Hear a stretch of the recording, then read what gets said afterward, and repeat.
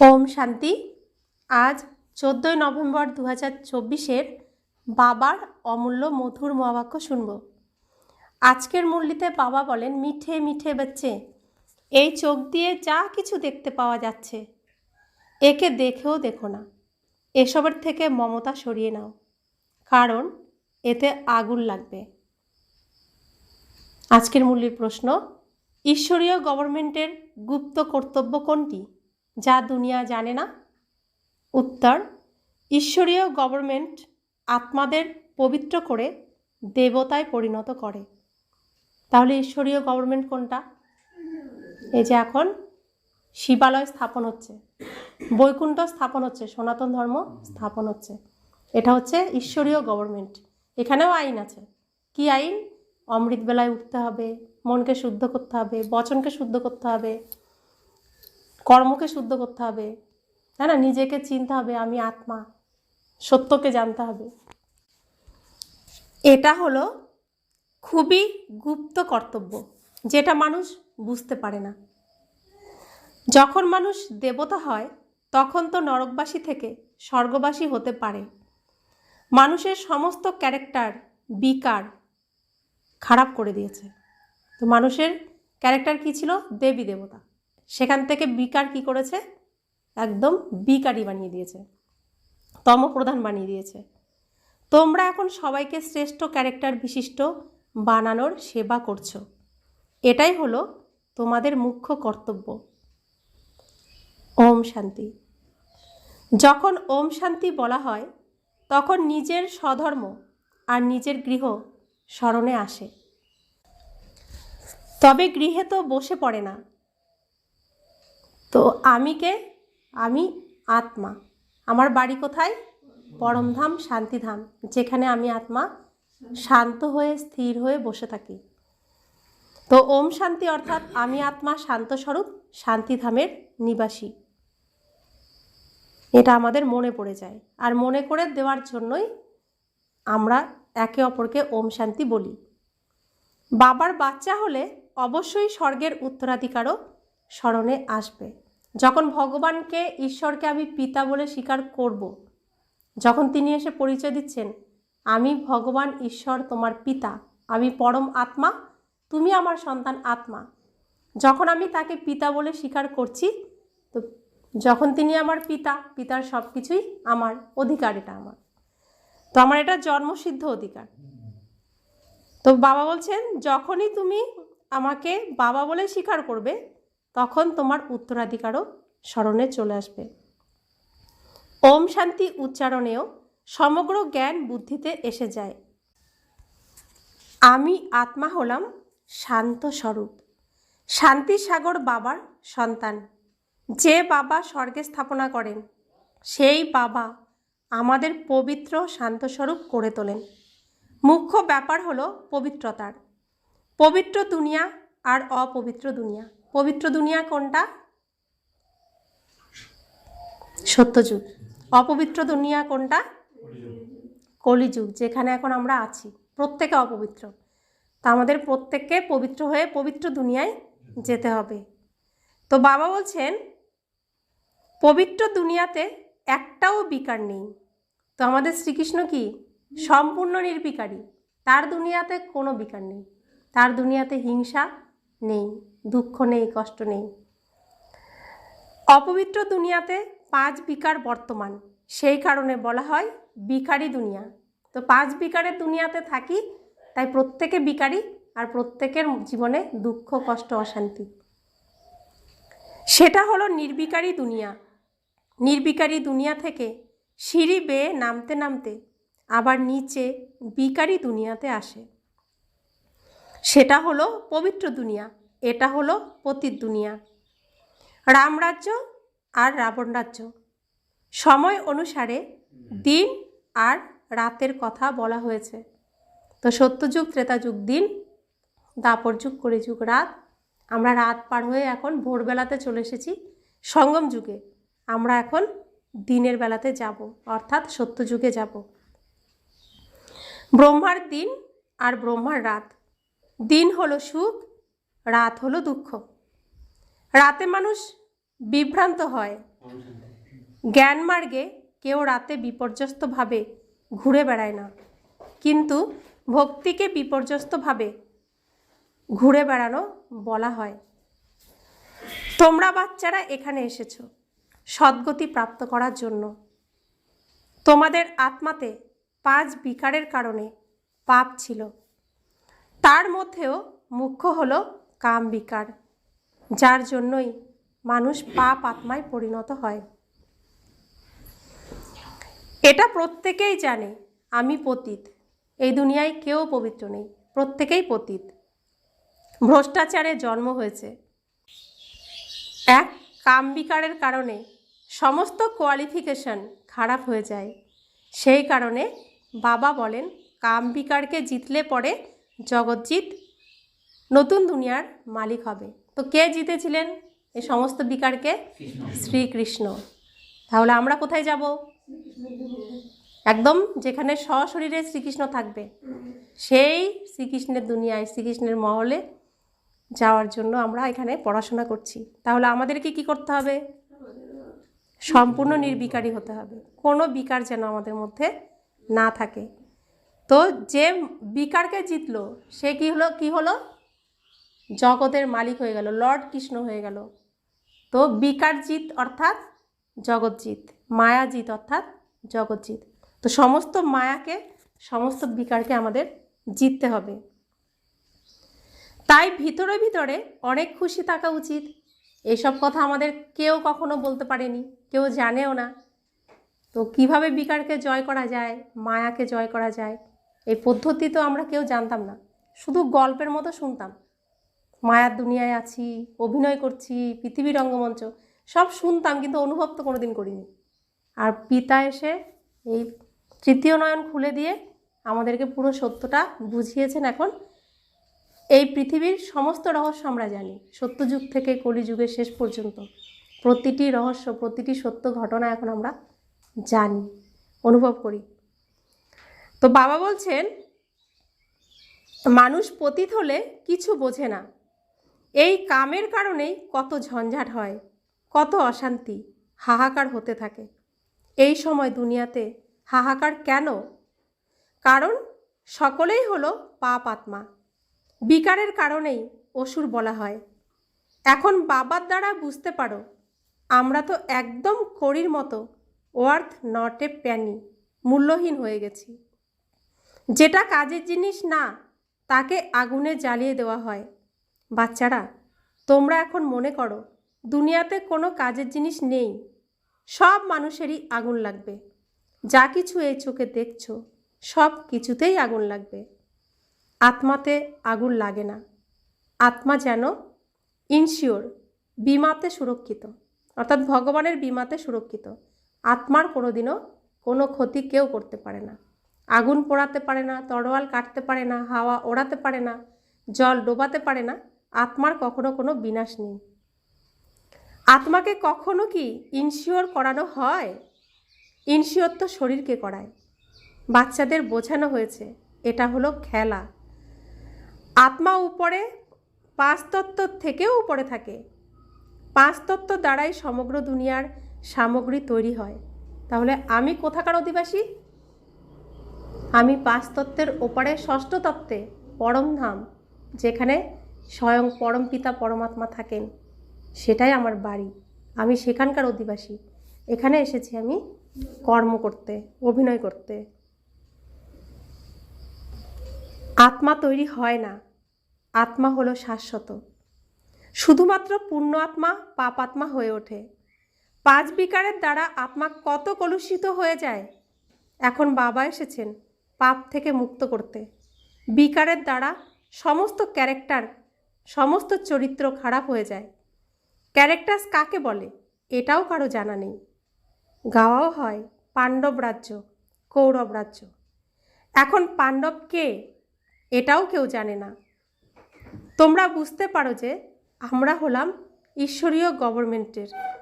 বাবা এসেছেন রামরাজ্য স্থাপন করতে। এই সময় ঈশ্বরীয় গভর্নমেন্ট কি করে? ঈশ্বরীয় গভর্নমেন্ট এখন কি করছে? আত্মাদের পবিত্র করে দেবতায় পরিণত করে। নয়তো দেবতা আবার কোথা থেকে আসবে এটা কেউ জানে না, সেই জন্য একে গুপ্ত গভর্নমেন্ট বলা হয়। তা আমরা প্রত্যেকে কি করছি? গুপ্ত সেবা করছি। কেউ বুঝতে পারছে আমরা এখানে কি করছি? এখানে যে ভগবান এসে আমাদের ট্রেনিং করাচ্ছেন, দেবী দেবতার রিহার্সাল করাচ্ছেন, কেউ কি তা বুঝতে পারছে? পারছে না। তো আমাদের গুপ্তভাবে ভগবান তৈরি করছেন। তো পাণ্ডবরা সবসময় কি গুপ্তই থেকেছে, কিন্তু লাস্টে তারা রাজা মহারাজা হয়ে গেছে। তা আমরাও পাণ্ডব, আমরা গুপ্ত।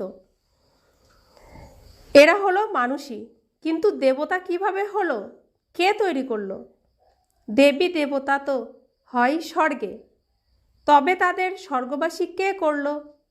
স্বর্গবাসী থেকে আবার নরকবাসীতে পরিণত হয়, আবার নরকবাসী স্বর্গবাসী হয়। এটা তোমরাও জানতে না। আর কিভাবে জানবে? আমরা কি জানতাম? আমরা জানতাম স্বর্গ ওপরে আর দেবী দেবতারা স্বর্গে থাকে, আর আমরা তো পাপী, অধম, নীচ, তাই আমরা নিচে থাকি, এটাই জানতাম। তো বাবা এসে সত্য জ্ঞান দিয়ে সত্য ঘটনাটা আমাদের এখন জানিয়েছেন। তো বাবা বলছেন, স্বর্গ সত্যযুগকে, নরক কলিযুগকে বলা হয়। স্টেজ তো এটাই, একই স্টেজে একসময় স্বর্গ সিন, একসময় নরকের সিন। তো এটা নাটক, নাটকে সব রকম সিনই রয়েছে। এটাও তোমরা এখন বোঝো, আমরা এখন এগুলো ভালোভাবে বুঝি, পরিষ্কারভাবে বুঝি। এই ড্রামা পূর্ব নির্ধারিত। এই পৃথিবীতে যে নাটকটা চলছে এটা পূর্ব নির্ধারিত, এটা কেউ পরিবর্তন করতে পারবে না। এই অধ্যয়ন হলোই পতিত থেকে পবিত্র হওয়ার। আত্মাই পতিত হয়, পতিত থেকে পবিত্র তৈরি করা। এই ধান্দা বাবা তোমাদের শিখিয়েছেন। পবিত্র হলে তবে পবিত্র দুনিয়াতে যাবে। আত্মাই পবিত্র হয়ে তবে স্বর্গের উপযুক্ত হয়। এই জ্ঞান তোমাদের এই সঙ্গমেই প্রাপ্ত হয়। পবিত্র হওয়ার হাতিয়ার পাওয়া যায়। পতিত পাবন একমাত্র বাবাকেই বলা যায়। বলে, আমাকে পবিত্র করো। এই লক্ষ্মীনারায়ণ স্বর্গের মালিক ছিল, এরপর 84 জন্ম নিয়ে পতিত হয়েছে। শ্যাম আর সুন্দর, এর নামও ওই রকম রাখা হয়েছে। কিন্তু মানুষ কি এর অর্থ বোঝে? তো কৃষ্ণ কোন সময় শ্যাম আর কোন সময় সুন্দর? তো যখন তিনি সত্যযুগে সম্পূর্ণ নির্বিকারী শ্রীকৃষ্ণ রূপে জন্মগ্রহণ করেন, তার লক্ষ্মীনারায়ণের সংসার আর রাজত্ব তৈরি হয়। বিষবিহীন পবিত্র দুনিয়া যখন থাকে তখন হলো গৌরবর্ণ। আর যখন কলিযুগ অন্তিমে যখন তার সমস্ত গুণ হারিয়ে সাধারণ মনুষ্য হয়ে যায়, তখন তিনি বিকারী। আর বিকারী মানেই শ্যামবর্ণ। তা আমরা প্রত্যেকে তাই বিকারী, শ্যামবর্ণ। তা আমরা প্রত্যেকে আবার সত্যযুগে নির্বিকারী হয়ে দেবী দেবতার রূপে পবিত্র দুনিয়ায় আসব। তো এখানে সমস্ত বিকার মুক্ত করতে কে এসেছেন? কে এসেছেন? বাবা এসেছেন। কারণ আমাদের মধ্যে সেই ক্ষমতা নেই। নিজের সমস্ত বিকর্ম পাপ কর্মের বোঝা যে মাথার উপরে আছে, সেটা পরিষ্কার করার মতো ক্ষমতা আমার নেই, শক্তিও নেই। কারণ আমি এতদিন এই শরীররূপী মাটির নিচে অজ্ঞান হয়ে পড়েছিলাম। তো বাবা এসে এই কবর থেকে আমাকে তুলেছেন, এই মাটির নিচের থেকে তুলে জাগিয়েছেন, অজ্ঞানের থেকে আমাকে সজ্ঞান করছেন। সঞ্জীবনী বুটি খাইয়ে আমাকে সেবা শুশ্রূষা করে সুস্থ করে তুলছেন। তারপরে আমাকে শিক্ষা দিচ্ছেন মায়ার সাথে লড়াই করতে। কিভাবে আমি মায়াকে জিততে পারবো, বিকারকে জিততে পারবো, তাই তো? তো বাবা বলছেন, কৃষ্ণেরও ক্লিয়ার ব্যাখ্যা পাওয়া যায়। এর মধ্যে দুইটি দুনিয়া করে দিয়েছে, কিন্তু বাস্তবে দুনিয়া একটি। এই স্টেজটা একটাই, এই স্টেজ পৃথিবী, একটাই রঙ্গমঞ্চ, একটাই স্টেজ। এখানে দুরকম সিন, একটা হলো গৌরবর্ণ নির্বিকারী দেবী দেবতা, আর একটা হলো বিকারী শ্যামবর্ণ সাধারণ মনুষ্য। তো বাবা বলছেন, সেটি নতুন আর পুরানো হয়। একটি দুনিয়া নতুন থাকে, আবার পুরনো হয়ে যায়। তোমরা বোঝানোর জন্য কত মাথা ঠোকো, নিজেদের রাজধানী স্থাপন করছো যে, এরাও যে বুঝেছে, বুঝতে পেরে কত মধুর হয়েছে। কে বুঝিয়েছেন? ভগবান বুঝিয়েছেন। কে বুঝিয়েছেন আমাদেরকে? স্বয়ং ভগবান এসে। কে? স্বয়ং ভগবান শিব বাবা। সেটা বলছে কার দ্বারা? শ্রীকৃষ্ণের অন্তিম জন্মের অন্তিম শরীর দ্বারা স্বয়ং ভগবান আমাদের বোঝাচ্ছেন। এখানেই গুহ্য রহস্য, যেটা দুনিয়ার মানুষ বুঝতে পারছে না। যে শ্রীকৃষ্ণরূপী পাতা, রাধারূপী পাতা, কল্পবৃক্ষের যে গাছটা তৈরি হচ্ছে, সেই পাতা কোথা থেকে বেরিয়েছে? বীজ তো চাই না বেরোতে। সবাই জানে যে শ্রীকৃষ্ণ আর রাধার দুটো পাতা, তাহলে বীজকে, বীজটাকে তো কেউ চেনে না। আর সেই বীজ নিজে এসে পরিচয় দিচ্ছেন না, শিব বাবা, পরমাত্মা। লড়াই ইত্যাদির কোনো ব্যাপার নেই। এখানে কোনো লড়াই আছে? আমরা কি কোনো অস্ত্র দিয়ে লড়াই করছি? তাহলে স্বয়ং ভগবান শ্রীকৃষ্ণের অন্তিম জন্মের অন্তিম শরীর দ্বারা এই সত্য গীতা উচ্চারণ করছেন, যেই গীতার দ্বারা, যেই গীতার জ্ঞান দ্বারা আমরা মায়াকে জয় করছি, বিকারকে জয় করছি। আমরা কি কোনো অস্ত্র ধারণ করেছি? করেছি, সূক্ষ্ম অস্ত্র, কিন্তু কোনো স্থূল অস্ত্র নয়। আর গীতাতে সেই স্থূল অস্ত্র দিয়ে সেইটাকে মহাভারতের একটা সিন তৈরি করা হয়েছে, তাই না? স্থূলভাবে, যেহেতু শরীর দ্বারা সে রচনা হয়েছে, তো স্থূল জিনিসই সেখানে দেখানো হয়েছে। আর আমরা এখানে আত্মা, পরমাত্মার কাছ থেকে শুনছি, তো সূক্ষ্ম সূক্ষ্ম জিনিস দ্বারাই আমরা লড়াই করছি। তো দুটোর মধ্যে কত রাত দিনের পার্থক্য। আমরা সেই ভাগ্যবান আত্মা যারা শ্রীকৃষ্ণের মুখের উচ্চারিত গীতা শোনার ভাগ্য পেয়েছি, সৌভাগ্য পেয়েছি। ভগবান কত বিচক্ষণ, নলেজফুল করে তোলেন। শিবের মন্দিরে গিয়ে নমস্কার করে, কিন্তু সে কি, কে হন, এটা কেউ জানে না। আমরা প্রত্যেকেই তো শিব মন্দিরে গেছি, শিব বাবাকে বাবা বলেছি। কেন বাবা বলেছি? কি কারণে বাবা বলেছি? কে হন তিনি, তাকে বাবা ডেকেছি যে, তাকে কেন নমস্কার করেছি আমরা কখনো ভেবে দেখিনি। শিব কাশী বিশ্বনাথ গঙ্গা, হর হর মহাদেব কাশী বিশ্বনাথ গঙ্গে, ব্যাস শুধু বলতেই থাকে। এর নামমাত্র অর্থও কেউ জানে না। বোঝালে পরে বলবে, তুমি আমাকে কি বোঝাবে? আমি তো বেদশাস্ত্র সব পড়েছি। তোমাদের অর্থাৎ বাচ্চাদের মধ্যে যারা ধারণ করে তারা নম্বর অনুযায়ী থাকে। কেউ তো ভুলে যায়, কারণ একদম পাথর বুদ্ধির হয়ে যায়। তো আমরা যখন কাউকে বোঝাতে যাই, তো তারা শাস্ত্রের জ্ঞানের ঝুলি একদম আমাদের সামনে খুলে ধরে, মেলে ধরে যে আমরা এত এত এত জানি। তো ভগবানের কথা শুনতে চায় না। কিন্তু যারা ভালোভাবে ধারণ করবে আর যোগযুক্ত থাকবে, তারা বললে তাদের তীর অবশ্যই লাগে। তাই এখন যারা পর্শবুদ্ধি সম্পন্ন হয়েছে, তাদের কাজ হলো আর সকলকে পারসবুদ্ধি সম্পন্ন করে তোলা। তো যারা পারসবুদ্ধি হয়েছে, তাদের কাজ হলো অন্যদেরকেও পারসবুদ্ধি করে তোলা। পাথর বুদ্ধির অ্যাক্টিভিটিস এরকম থাকে, কারণ হংস সারস হলো যে, হংস কখনো কাউকে দুঃখ দেয় না, সারস দুঃখ দেয়। সারস অর্থাৎ, সারস কাকে বলে? বক। বকও সাদা, রাজহাঁসও সাদা। বকও জলে থাকে, রাজহাঁসও জলে থাকে। বক কোথায় দাঁড়ায়? জলের মধ্যে গিয়ে কাদার মধ্যে খায় কি? পোকামাকড়, নোংরা। রাজহাঁস কি করে? পরিষ্কার জলে থাকে, ও বেছে বেছে কি নেয়? শুদ্ধ পবিত্র জিনিসগুলো নেয়, কোনো অশুদ্ধতার মধ্যে যায় না।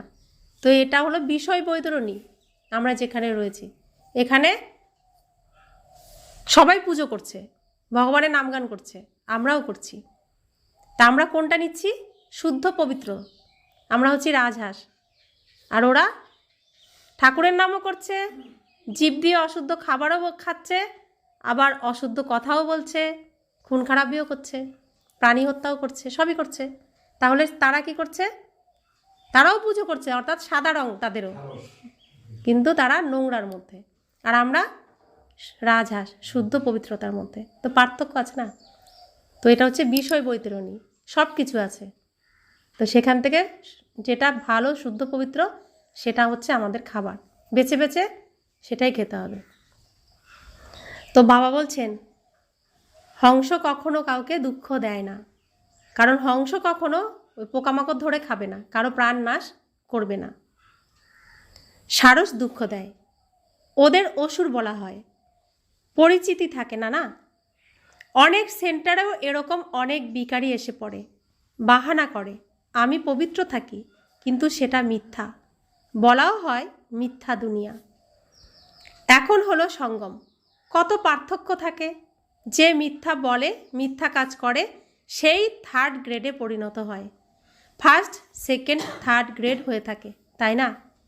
বাবা বলে দিতে পারেন এটা হলো থার্ড গ্রেড, কোন বাচ্চা তার থার্ড ডিভিশনে পাশ করবে বাবা বললে বলতে পারেন, কিন্তু তিনি বলেন না। বাবা বোঝেন যে পবিত্রতার সম্পূর্ণ প্রমাণ দিতে হবে। কেউ কেউ বলে আপনারা দুজনে একসাথে থেকেও পবিত্র থাকেন, এটা তো অসম্ভব। এটা গৃহস্থ পরিবারের কথা বলছে। তো সংসার জীবন হচ্ছে শ্রেষ্ঠ জীবন, শ্রেষ্ঠ ধর্ম। তো কোনটা?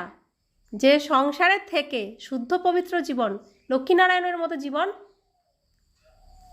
লক্ষ্মীনারায়ণের মতো ধর্ম পালন করবে, নির্বিকারী ধর্ম। তো সংসারে থেকেও যে এই ধর্ম পালন করবে, সেই সংসার হলো শ্রেষ্ঠ সংসার।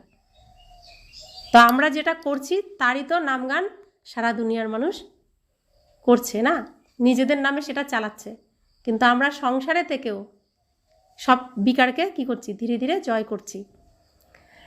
তো বাবা বলছেন যে দুনিয়ার মানুষ বলে, সন্ন্যাসীরা এত বেশি করেই বলে আগুন আর কর্পূর একসাথে থাকলে জ্বলবেই, কিন্তু বাবা বলছেন না, আমার বাচ্চাদের মধ্যে শক্তি আছে, জ্বলবে না। আর সেটা প্রমাণ কারা করছে? আমরা গৃহস্থীরা করছি। গৃহস্থ ধর্মেও রয়েছি, গৃহস্থ ধর্ম পালন করছি, আবার সন্ন্যাস ধর্মও পালন করছি। আমরা কিসের থেকে সন্ন্যাস নিচ্ছি? সমস্ত অশুভর থেকে সন্ন্যাস নিচ্ছি, সমস্ত বিকার থেকে সন্ন্যাস নিচ্ছি। তো আমরা সেই বাচ্চা সৌভাগ্যশালী যারা করে দেখাচ্ছি।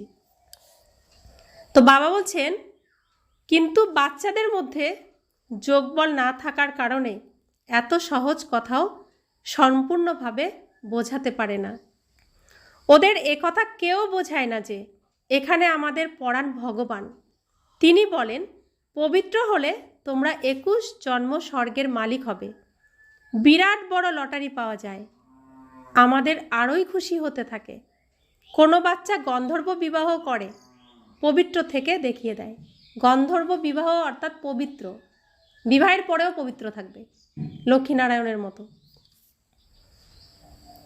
দেবী দেবতারা যে পবিত্র থাকে, অপবিত্র থেকে পবিত্র তো একমাত্র বাবা করেন, এটাও বোঝান। জ্ঞান, ভক্তি, বৈরাগ্য। জ্ঞান আর ভক্তি অর্ধেক অর্ধেক হলে আবার ভক্তির পরে আসে বৈরাগ্য। সত্যযুগ ত্রেতাযুগ হলো জ্ঞান, দাপর যুগ কলিযুগ হলো ভক্তি, আর সঙ্গম যুগ যা এখন আমরা যেখানে আছি সেখানে আমরা এখন বৈরাগ্যে আছি। এই ভোরবেলা হলো বৈরাগ্যের সময়, অর্থাৎ দিনেও সবাই সাজগোজ করে কাজকর্ম করে, রাতেও সবাই সাজগোজ করে কাজকর্ম করে, কিন্তু ভোরবেলা সবাই পরিষ্কার পরিচ্ছন্ন করে। তো আমরা এখন সব কিছুকে পরিষ্কার পরিচ্ছন্ন করছি, আমি আত্মাকে সম্পূর্ণ পরিষ্কার পরিচ্ছন্ন করছি, তাই তো? তাই আমরা এখন কি সাধারণ বস্ত্র ধারণ করেছি। আমরা সাধারণ বস্ত্র পরে সব কিছুকে পরিষ্কার করছি, অর্থাৎ কোনো কিছুর প্রতি আমাদের আর আকর্ষণ নেই, লোভ নেই, মোহ নেই। আমরা ধীরে ধীরে এই লোভ, মোহ, ক্রোধ, অহংকার, কাম এগুলোকে জয় করছি। এখন এই পতিত দুনিয়াতে থাকার দরকার নেই। এই পোশাক ছেড়ে গৃহে পরমধামে ফিরে যেতে হবে। কোন পোশাক? শরীররূপী পোশাক, বস্ত্র। যে বস্ত্র পরে আমি অভিনয় করছি, সত্যযুগে অভিনয় শুরু করেছিলাম, এই কলিযুগে আমার অভিনয় শেষ হলো। আমি এখন আত্মা, আমি আত্মা আমার আসল স্বরূপে, নিজের মূল স্বরূপে ঘরে ফিরে যাব, প্রত্যেকেই ফিরে যাব। 84 জন্মের চক্র এখন সম্পূর্ণ হয়েছে, এখন আমরা শান্তিধামে যাব। প্রথম কথাই হলো আল্লাহ, এ কথা ভোলা যাবে না। বাচ্চারা এটাও বোঝে এই পুরানো দুনিয়া অবশ্যই সমাপ্ত হবে। বাবা নতুন দুনিয়া স্থাপন করেন, বাবা অনেকবার নতুন দুনিয়া স্থাপন করতে এসেছেন। এরপর নরকের বিনাশ হয়ে যায়। নরক কত বড়, স্বর্গ কত ছোট। তো নরকে এখন কি বেহদ, কত দেশ, কত ভাষা, কত জাতি, কত ধর্ম, কত মানুষ, তাই না? আর সত্যযুগে একটাই দেশ, একটাই ধর্ম, একটাই কুল, একটাই ভাষা, একটাই জাতি, একটাই পরিবার। তো ওটা ছোট পরিবার, আর এখন অনেক বড় পরিবার। নতুন দুনিয়াতে হলো এক ধর্ম। এখানে অনেক রকম ধর্ম আছে, লেখাও হয়েছে শঙ্কর দ্বারা বিনাশ। অনেক ধর্মের বিনাশ হয়, আবার ব্রহ্মা দ্বারা এক ধর্মের স্থাপনা হয়ে থাকে। এই ধর্ম কে স্থাপন করেছেন? ব্রহ্মা করেননি তো। ব্রহ্মাই পতিত থেকে আবার পবিত্র করে তোলেন। আমার জন্য শিব বাবার ক্ষেত্রে বলবে না পতিত থেকে পবিত্র, তিনি তো সদাই পবিত্র, তাই না? তিনি পবিত্র বলেই আমাদেরকে পবিত্র করতে আসেন। পবিত্র হলে তবে লক্ষ্মীনারায়ণ নাম হবে, পতিত হলে তবে নাম হবে ব্রহ্মা। তো যিনি সত্যযুগে বিষ্ণু ছিলেন, তিনি কলিযুগে ব্রহ্মা, অন্তিমে ব্রহ্মা। তো বিষ্ণু হলেন গৌরবর্ণ, সম্পূর্ণ নির্বিকারী, ব্রহ্মা শ্যামবর্ণ, সম্পূর্ণ বিকারী। এটা হলো কৃষ্ণের রূপ আসল। তো বাবা বলছেন ব্রহ্মার দিন, ব্রহ্মার রাত। ওনাকে অর্থাৎ শিব বাবাকে অনাদি ক্রিয়েটার, স্রষ্টা বলা হয়ে থাকে। তিনি হলেন রচয়িতা, আর সমগ্র দুনিয়া হলো রচনা। আত্মারা তো আছেই আছে, আত্মাদের তো ক্রিয়েটার বলা হবে না, সেই জন্য অনাদি বলা হয়। বাবা অনাদি, তো আত্মারাও অনাদি, খেলাও হলো অনাদি।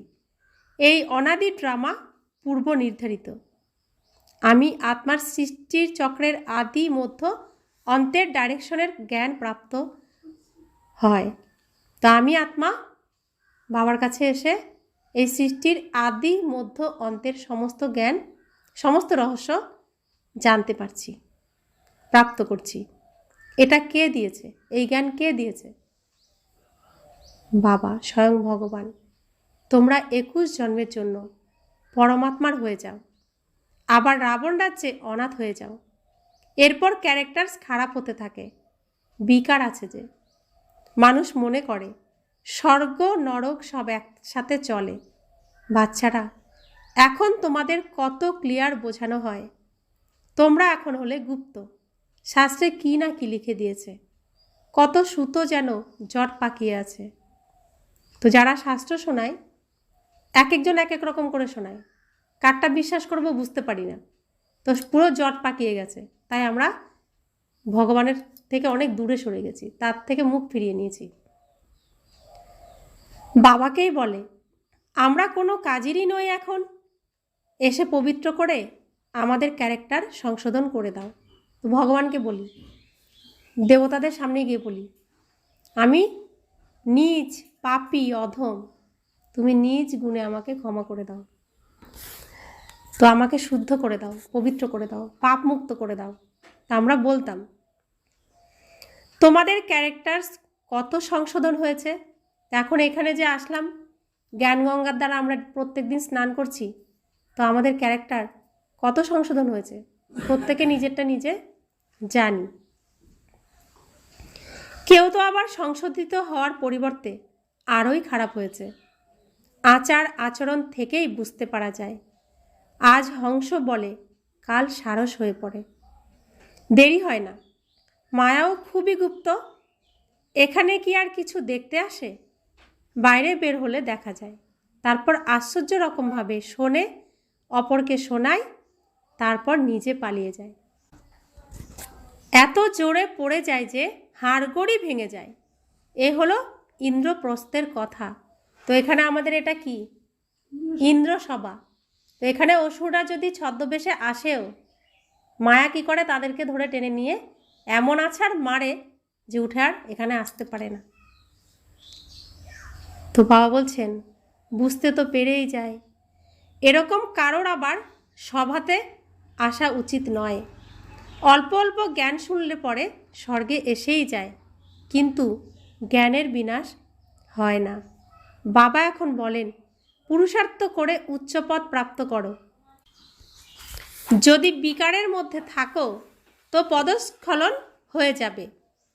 তোমরা এখন বুঝতে পারো এই চক্র কিভাবে আবর্তিত হয়। বাচ্চারা, এখন তোমাদের বুদ্ধি কত পরিবর্তিত হচ্ছে। তবুও মায়াও অবশ্যই ধোঁকা দিচ্ছে। ইচ্ছা মাত্রম অবিদ্যা। কোনো ইচ্ছা যদি রাখলে তো গেলে, ওয়ার্থ নট এ প্যানি, মূল্যহীন হয়ে পড়ে।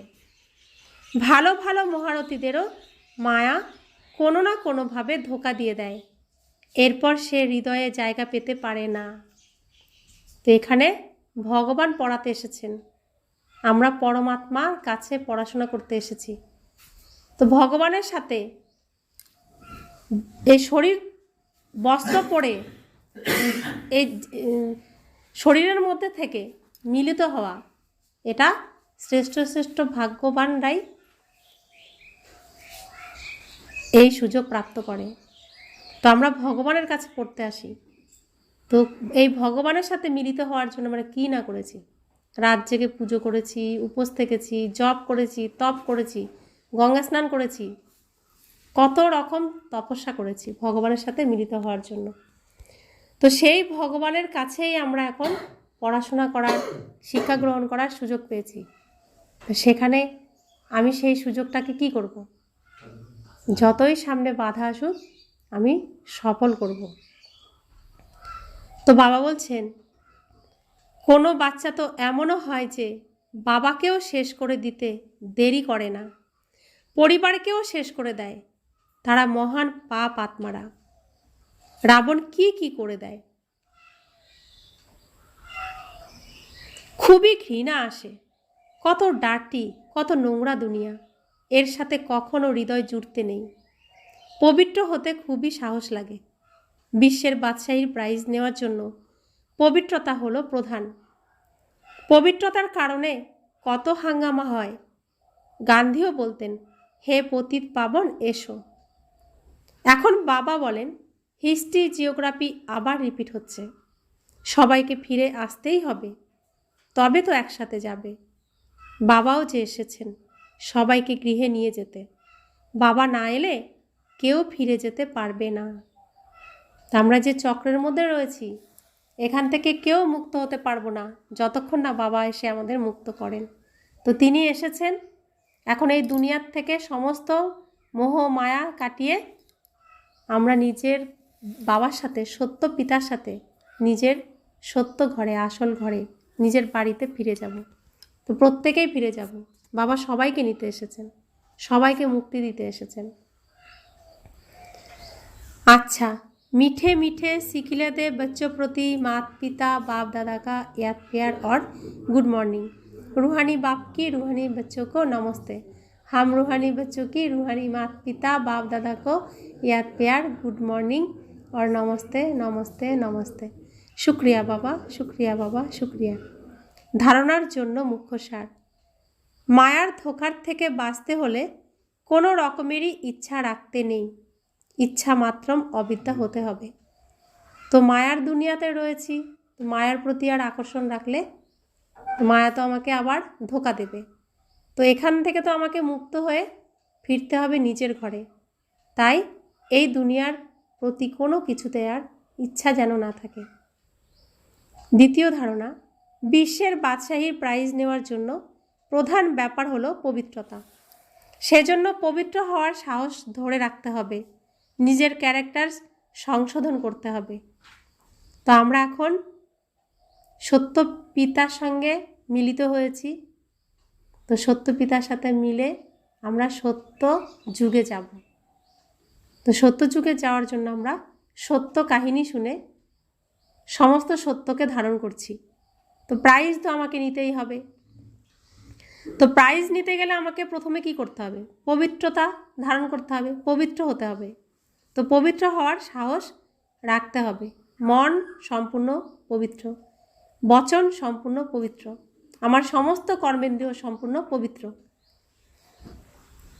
নিজের ক্যারেক্টার্সকে সংশোধন করতে হবে। তো এই যে শুদ্ধ পবিত্র আমার জন্ম হলো, তো এই শুদ্ধ পবিত্র অর্থাৎ এই যে শুদ্ধ দাগহীন যেন হয়, সব শুদ্ধতা যেন থাকে সব কিছুর মধ্যে, একটু দাগও যেন কোথাও না লাগে। তো আমার জন্ম জন্মান্তরের কলঙ্ক, জন্ম জন্মান্তরের পাপ বিকর্ম সব পরিষ্কার করে আমি সম্পূর্ণ শুদ্ধ পবিত্র হয়ে উঠতে পারি। এই একবার আমি সুযোগ পেয়েছি, তো এই সুযোগে আমাকে নিজেকে সম্পূর্ণ শুদ্ধ পবিত্র করতে হবে। এরকম বরদান: সদা স্মরণের ছত্রছায়ার নিচে মর্যাদার রেখার ভিতরে থেকে মায়াজিৎ বিজয়ী ভব। তো বাবা আমরা আত্মাদের চারপাশে লক্ষণ রেখা টেনে দিয়েছেন। এই লক্ষণ রেখার মধ্যে থেকেই আমাকে সমস্ত কিছুকে জয় করতে হবে। বাবার স্মরণই হলো ছত্রছায়া, ছত্রছায়াতে থাকা অর্থাৎ মায়াজিৎ বিজয়ী হওয়া। সদা স্মরণের ছত্রছায়ার নিচে আর মর্যাদার রেখার মধ্যে থাকো, তো কারো সাহস নেই ভিতরে যাওয়ার। মর্যাদার রেখার বাইরে বের হও, তাই মায়াও নিজের বানানোর জন্য হুঁশিয়ার থাকে। কিন্তু আমি অনেকবার বিজয়ী হয়েছি। বিজয়মালা হলো আমাদেরই স্মরণিক। এই স্মৃতিতে সদা সমর্থ থাকো, তাহলে মায়ার কাছে পরাজিত হবে না। তো আমাদের লক্ষণ রেখা কি? এই যে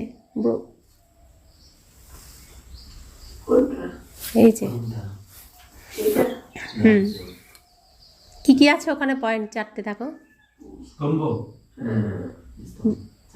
ব্রহ্মাচারী হতে হবে, ব্রহ্মাচারী।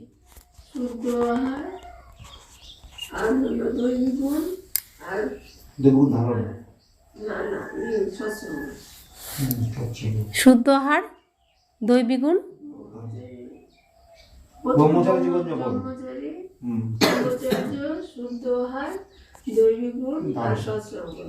তাহলে এইটা হচ্ছে আমাদের লক্ষণ রেখা।